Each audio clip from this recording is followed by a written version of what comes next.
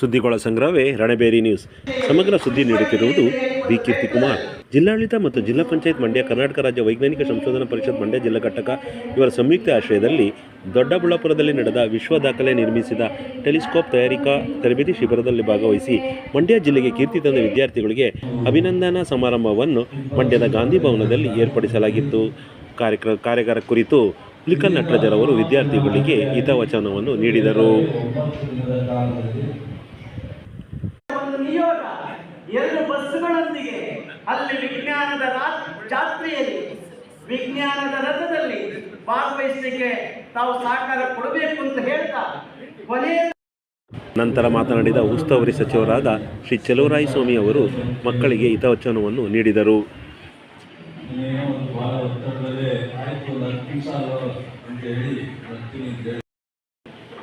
ಸಂತೋಷ ಆಗಿದೆ.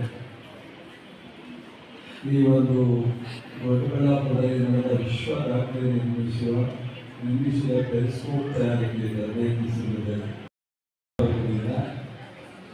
ಅವರ ಸೋದರರು ನನಗೆ 9ನೇ ಇಸ್ವಿಯಿಂದ ಶಿಕ್ಷಕರಾಗಿ ನಿವೃತ್ತಿ ಹೊಂದಿದ್ದಾರೆ.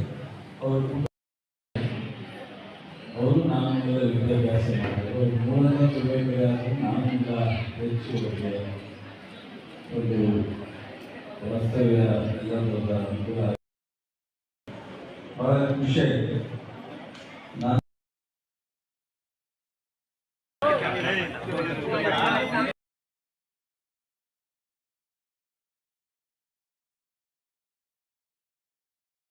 ನಮ್ಮೆಲ್ಲ ಸರ್ ಸ್ಕೂಲ್ ಕಡೆನೂ ನಾವು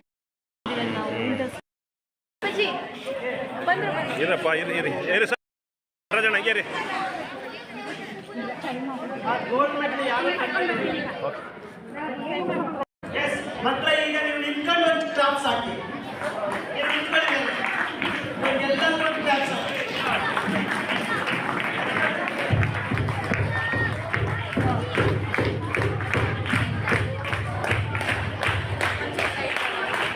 ಇದೇ ರೀತಿ ರಾಜ್ಯಪಾಲರು ಪ್ರತಿ ಮಕ್ಕಳ ಹತ್ರ ನಿಂತ್ಕೊಂಡು ಫೋಟೋ ತೆಗೆಸ್ಕೊಂಡಿದ್ದಾರೆ.